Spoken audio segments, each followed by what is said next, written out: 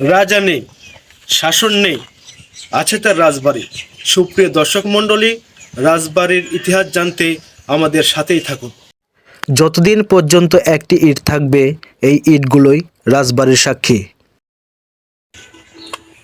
এই ইট, মাটি, প্রকৃতি রাজবাড়ির সাক্ষী। রাজা রমণীকান্তকে ইতিহাস ভোলেনি। রমণীকান্ত রায় বাহাদুর, তিনি চৌগ্রামের রাজা ছিলেন। যদি সরকারিভাবে এই রাজবাড়িটি সংরক্ষণ করা হতো তাহলে রাজস্ব খাতে সরকার অনেক টাকা পেত।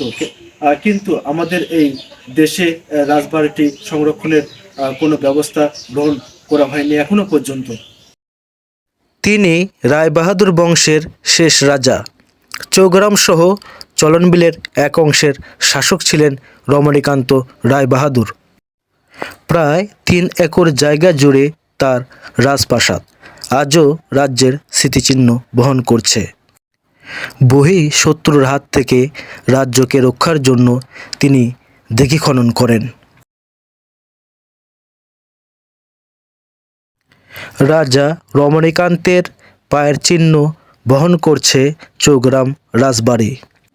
রাজপ্রাসাদের ভবনগুলো ভঙ্গুর হলেও যতদিন শেষ ইট রবে ততদিন রাজা রমণীকান্তের নাম ইতিহাস হয়ে রবে। চৌগ্রামের মাটি, সবুজ প্রকৃতি, রাজাদের ইতিহাস। যে কয়জন রাজা শাসন করেছেন তার মধ্যে সবচাইতে বিখ্যাত ছিলেন রাজা রমণীকান্ত। রাজা রমণীকান্ত প্রজাদের মঙ্গলের জন্য কাজ করে বিখ্যাত হয়ে ওঠেন। তার খ্যাতি চারদিকে ছড়িয়ে পড়ে। রাজা রমণীকান্ত চৌগ্রামের শেষ রাজা। তিনি তার রাজ্য বিস্তার করেন। রাজা রমণীকান্ত প্রজাদের মন জয় করেন। তিনি প্রজাদের সুখ শান্তির জন্য কাজ করে গেছেন। রাজা নেই, শাসন নেই, আছে তার রাজবাড়ি। যতদিন পর্যন্ত একটি ইট থাকবে, এই ইটগুলোই রাজবাড়ির সাক্ষী হয়ে থাকবে। চৌগ্রাম রাজবাড়ি ইতিহাসের এক জীবন্ত সাক্ষী। রাজা রমণীকান্তকে মানুষ আজও মনে রেখেছে, তাকে আজও মানুষ ভোলেনি। রাজপ্রাসাদের প্রতিটি ইটে রাজা রমণীকান্তের নাম লেখা রয়েছে।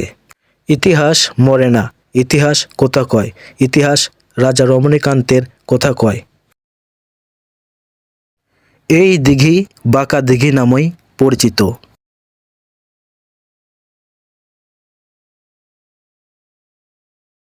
ইতিহাস চৌগ্রামের রাজা রমণীকান্তকে ভোলেনি। কবি হাবিবুর রহমান, চলনবিলের হাসির ফুল।